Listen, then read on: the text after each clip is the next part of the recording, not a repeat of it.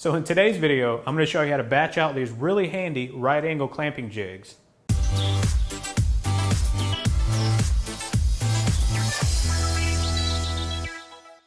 So when I was building my assembly table, I noticed that I was constantly struggling with making sure that the boards were aligned and flush when I was joining two big panels at a 90-degree angle.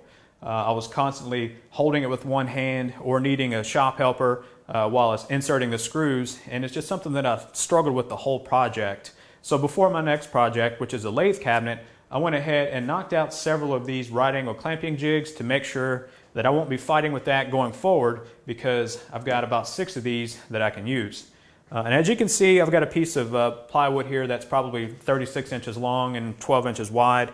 I don't have to struggle with that. If I wanted to put it at a 90-degree angle to this piece of MDF and make it flush with the back, these right angle clamping jigs are going to allow me to put it in the exact location that I want it to be before inserting the screws. So these are a couple of jigs that I think you'll want to make and batch out, and you'll be using for a very long time. So let me go ahead and show you how I made them. To begin, I'll start by cutting some scrap 3/4 inch MDF to 12 inches wide at the table saw.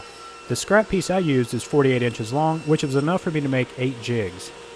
Using the crosscut sled, I first cross-cut the board in half since it was a little too long to safely cut into 12-inch pieces.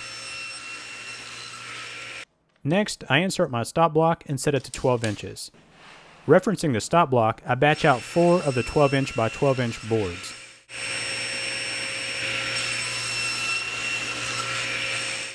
The next step is to cut the boards from corner to corner to make the 2 jigs. To do this, I used the crosscut sled and placed one corner in the kerf in the fence and line up the other corner in the kerf near the blade and slowly cut the boards in half.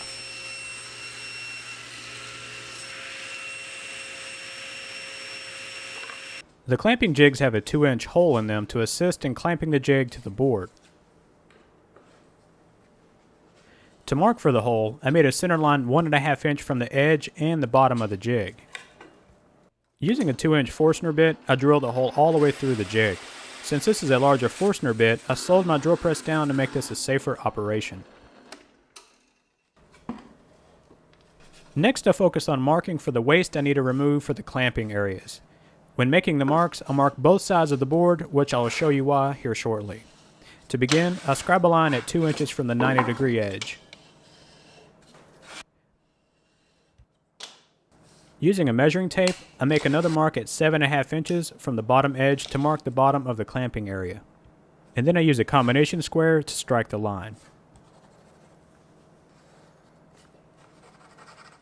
To begin removing the waste, I set my bandsaw fence to 2 inches.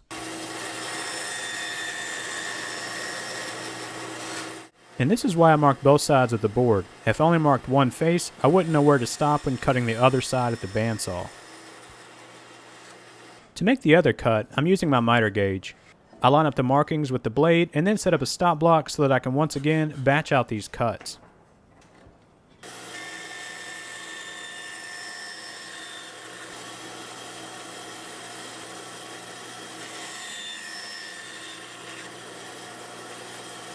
And finally, I made a notch on the corner of the jig to make sure that it doesn't interfere with anything when I'm using them.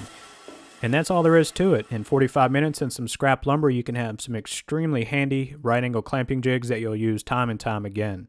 If you guys enjoyed the video, hit the thumbs up below, and if you're not already, please subscribe to my channel, and I'll see you in the next build video.